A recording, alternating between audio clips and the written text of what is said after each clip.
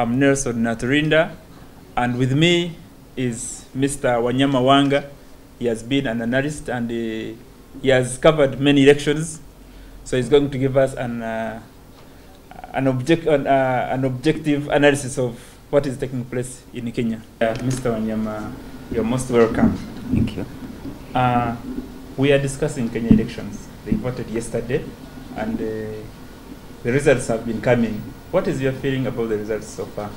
We have about 13.5, almost 14 million so far counted out of the 19.5 million voters expected to vote.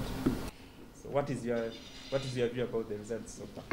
Actually, it's closer to 15 million votes now in, and based on that, Uhuru Kenyatta has got about 7.6 million, and Raila Odinga has got about 6.2 million, which means the votes left are less than 10%, or just about 10%. So it looks like Uhuru has been re-elected president. It's much more clear now.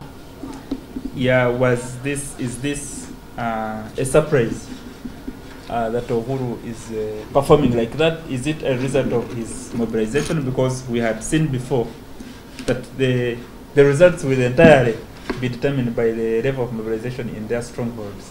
So does that mean Uhuru mobilized more in his stronghold than Raila? Yeah, the voter turnout in Uhuru's area has been higher, but he has also performed better in areas which were contested. So, and that's what has happened is this election has been more or less a repeat of 2013. And as long as it was a repeat of 2013, Uhuru was going to win. What were the circumstances in 2013?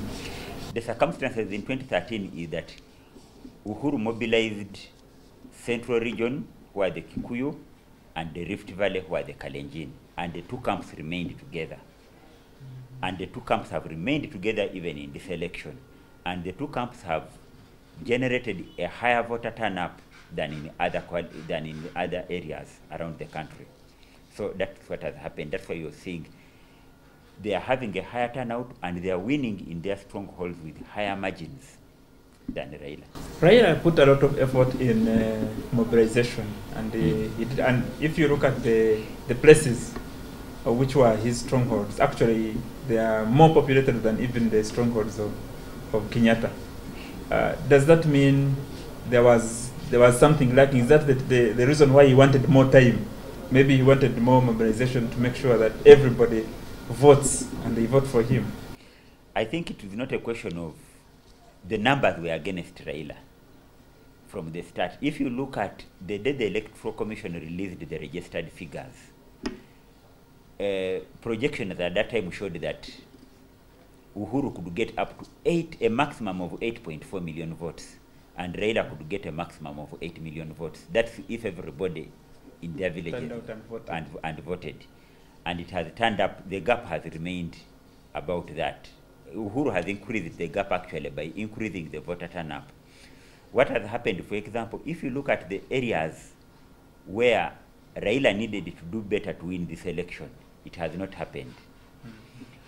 Raila needed to do better in Bomet County by recruiting Isaac Ruto, who was the governor who defected to his coalition. But Isaac Ruto has not only lost his governorship, he has not added any vote. He has failed to deliver the vote to Yes, Raila. He has failed to deliver the vote to Raila. If you look at Isaac Ruto is getting 30% of the vote, but Raila is getting less than 5% of the vote. The other area where Raila needed to do much better is in Kisii County and in Nyamira County. These are the two counties which are on the border of Western and Rift Valley. They are occupied by the Kisii people. Last time around, Raila won Kisii County by about 60%. Now he has won by 59%, 56%, a drop of 4%. So Uhuru is doing slightly better in the contested counties. Even if you look at the county, the Masai area is a contested area, place like Kajiado. Uhuru is doing a lot better. He's got, I think, 52% of the vote instead of where Raila won the other time. So in the contested areas, I think Uhuru has done better. Raila seemed stronger in Nairobi, and he has even won, I think, in Nairobi. Yeah, he has won in Nairobi. But unfortunately, it seems like the massive support that was shown when he was campaigning has not actually turned out to vote for him. Yes, he has won, but by a very small margin. You see, if you look at Nairobi, Nairobi is a very difficult county. It's the biggest county with 2.2 million registered voters, but it has also had the lowest voter turnout. In Nairobi, it was 66%. You are talking of 90% in many of the central Kenya areas, but Nairobi is 66%. So Raila is getting 50% of the vote in Nairobi, but the voter turnout is very low. Partly because maybe those people went away, the elite don't vote, or people went to vote up country. I think they have just not voted. We are talking of registered voters.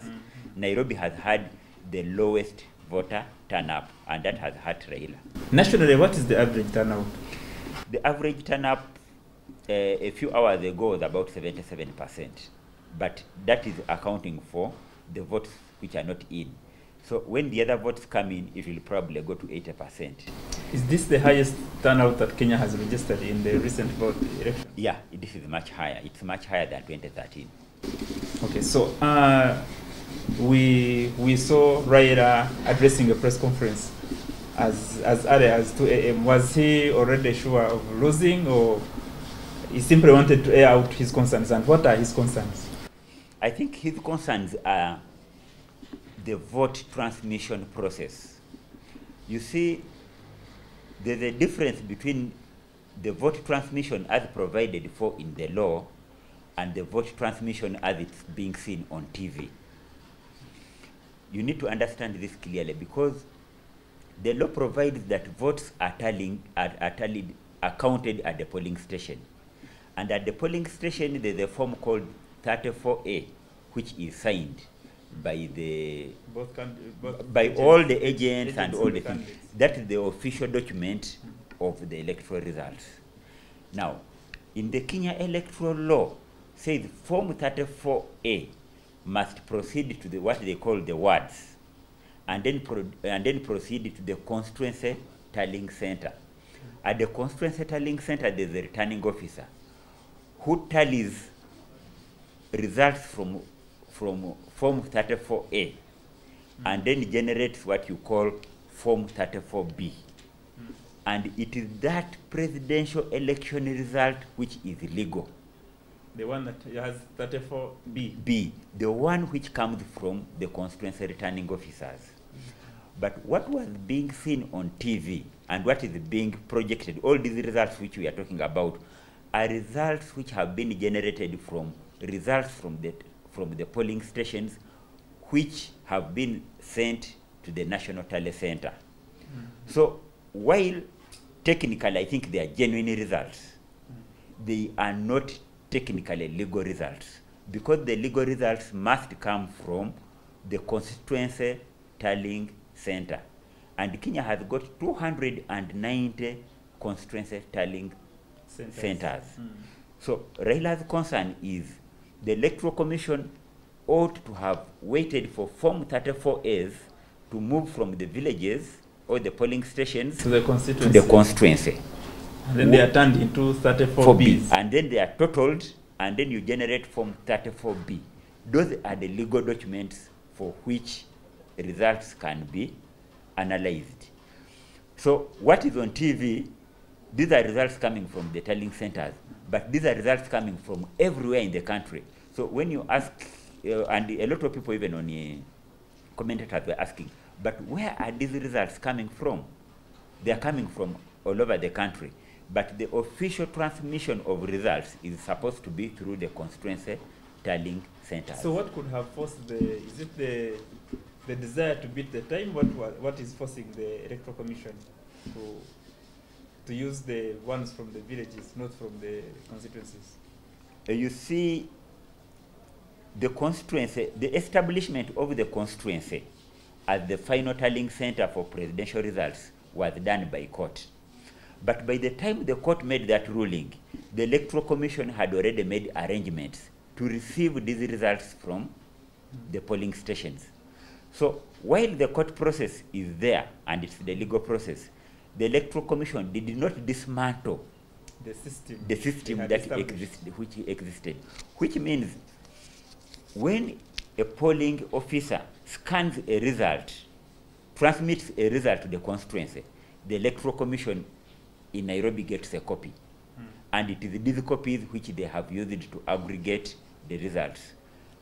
But they are not the official certified results. The official certified results will come from the constituencies during the course of the day. So what is Raila's game plan? Does he think by rejecting the results, by showing that it is not legal, does it give him an edge over his? You see, Raila's concern is if the result is not, you cannot be certain that this result is from Form 34A until Form 34A goes to a constituency returning officer, who then does the aggregate of Form 34A and then comes up with Form 34B. And all those forms have got to be collected. When they do collect those results and they confirm what is being seen on TV, then Raila, he will have no issue at that point. No problem. No problem at that point. His point at this point is that these results are coming just from a computer, from a server. They are not coming from the electoral forms. Yeah, we do not see him complain about the process, the procedures, and everything else. That means the voting was perfect as he had expected and predicted. The voting was, from all observers, the voting was perfect. What is being questioned is the transmission of results. That's all. Transmission of results. Results seem to be jumping from the polling center to the national tallying center and projecting themselves on a screen. And yet the legal process is that results should go to the constituency where there is a person who is legally mandated to add these results and then generate a result which then goes to the Electoral Commission. Remember, the law requires that the chairman of the Electoral Commission has got to tally results based on the 290 constituencies. Yes. And they have got to be tallied per county. Because the winner doesn't have to get only 50% of the vote plus one. He also has to get 25% of the votes in at least 24 counties.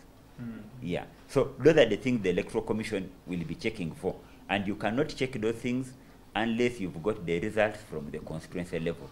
And I'm sure these results will come during the course of the day. But Raila was raising that concern because he was asking these people, if you do not have Form 34A, and you don't have it because this form is supposed to go to the constituency tallying officer, where are you getting these results from? But didn't he know the process that if once you send this, a copy is sent to the Electoral Commission? The copy, simply raising an issue to... The copy which is sent to the Electoral Commission is not a legal document. The legal document is the returning officer at the constituency. Oh, okay. Yes. So that's where he's basing. Yeah, that is basic. Yeah, apart from the presidential elections, we see elections for the governors which were also heavily contested. But we see Jubilee performing very well. Does that have... is that because of the popularity of Uhuru as the head of Jubilee, or it's because of the mobilization at the ground that has actually brought him up and performed well? No, I don't think the governor performances are linked to Uhuru. The only person who has won a governorship, and you can attribute it to Uhuru, is the lady, the Deputy Speaker of Parliament, actually, Joyce Laboso, who has defeated Isaac Ruto in Bomet. You can attribute that to the Jubilee Party, the popularity of Jubilee. But if you look at other governors like Alfred Mutua in Machakos, he has won in a county which was where Raila has won. In Machakos, Raila is getting 81% of the vote. But Alfred Mutua has defeated Wavinya Ndeti, who was the Wiper candidate. He's got, I think, 53% of the vote. But that is because of his own performance. His own performance. He was one of the best performing governors, and he has been rewarded. The other governorship which has been hotly contested is the governorship in Nairobi. You find Senator Mike Sonko has won. Okay, he's leading. Governor Evans Kidero is losing in Nairobi, but Raila is getting 50% of the vote in Nairobi. So Raila is winning in Nairobi, but his candidate for governor is losing, and he's an incumbent. Yeah, but Kidero had performance problems in Nairobi. but also he came up with a very strong, he came up against a strong candidate. Mike Sonko is a streetwise guy who appeals to the youth, young voters. There's also the tribal element. He's a Kamba. The Kamba are quite influential in Nairobi. He's a member of Jubilee. Also, that brings in the Kikuyu vote. So that has played in his favor. The other governor who is interesting is in Bungoma, Governor Ken Lusaka. He has been a governor on the Jubilee ticket. This is an area being won by ODM, being banned by the NASA coalition, but he has been defeated by Wamangati, who is the Ford Kenya candidate. That's understandable, but he has lost, but he has helped Uhuru get about 20% of the vote. Mm-hmm. Yeah. Oh, that's interesting. In this election, what should Odinga have done to win? What would have changed his fortunes? He needed to break up the coalition. He needed to break up the Jubilee coalition. And his best chance of breaking it up was in Bomet when he recruited Isaac Ruto. It has not worked. He needed to make inroads into Uhuru's backyard, into the Meru, that's counties like Meru and counties like Tharaka-Nithi. It has not worked. So he failed to penetrate the Jubilee coalition, and that has been it. The other thing which he could have done better, he tried to increase his voter turnout, but it has also not been as high as he should have expected. He should have also consolidated his vote in Kisii and Nyamira counties, which are neighboring to his Luo Nyanza. That has not worked. So a lot of the game plans have not gone in his favor. He also needed to run up the vote in Nairobi. He has got 50%. It's not good enough. For Raila to win, he needed 60 to 70% of the vote in Nairobi, but it hasn't worked. Yeah, then we know Uhuru. This is the last time he's appearing on Kenyan ballot. Yeah, well, he's still a young man, but then this is the last time. This is the second time, yes. Because this is his second term, so this is the last time for him he's appearing on the ballot. However, for Odinga, do we still see him contesting for the 5th time now, in the next 5 years? That is everybody's guess. Odinga, I think, is the 71 or 72. He's 72 now. He's 72. At the next election, he will be 77. Now, Kenya doesn't have an age limit. At 77, he can run. But what is going to happen is that the Jubilee coalition not the Jubilee, the NASA coalition is going to try to look for another candidate. There are people who have been waiting to run. Kalonzo Musyoka wants to be president. Mudavadi wants to be president. Those people are going to throw their hearts in the ring. They will make life for Raila very difficult. They will try. He's a man of alliances. We have seen him make very many alliances and breaking off them and going to another alliance and breaking this one and going to another alliance. And we like to see him going into another alliance in case Mudavadi and Kalonzo show interest in contesting for the seat. Isn't he likely to form another alliance with another group? Perhaps now this time with Jubilee. The other question is, Uhuru has now won, but will the Jubilee coalition remain the same? Exactly. That question is not answered. If the Jubilee coalition doesn't remain the same, whatever breaks up, you will see different things. Will most likely join Odinga. Yes, part of it could join Odinga. Already, we are seeing that Gideon Moi has won his Senate seat in Baringo. He's coming on to the Senate seat. Remember, his father was the president, just the president, 2 presidents away. He's going to try to make an alliance with the Kikuyu. A lot of the people who supported Uhuru Kenyatta do not necessarily support William Ruto, who is the vice president. The people falling away from William Ruto are going to find new alliances. And will most likely either join Moi or... They will join Moi, they will try to join Kalonzo Musyoka, they will try to join Mudavadi. We might see new alliances in the next 5 years in Kenya. Yeah, so finally, well, perhaps we can already call him a winner because he's leading. So when are we seeing him inaugurated as the next president of Kenya? Well, it depends on how soon they announce the results and if there's a court process. If NASA go to court, like they did the other time, you have to wait for that court process to play out itself. But otherwise, if there's no court process, shall we have the president in the next 2 days? Maybe by the weekend. We know Chibachi was sworn in a few hours after the declaration of results. Yeah, you could have Uhuru swearing in by the weekend. That's if there's no court process. Okay, thank you very much. Yeah, you're welcome. Yeah, the Kenyans voted yesterday, and by the end of today, we shall know the winner. Is it Uhuru? Is it Odinga? We shall keep you updated. I'm Nelson Naturinda for New Vision TV.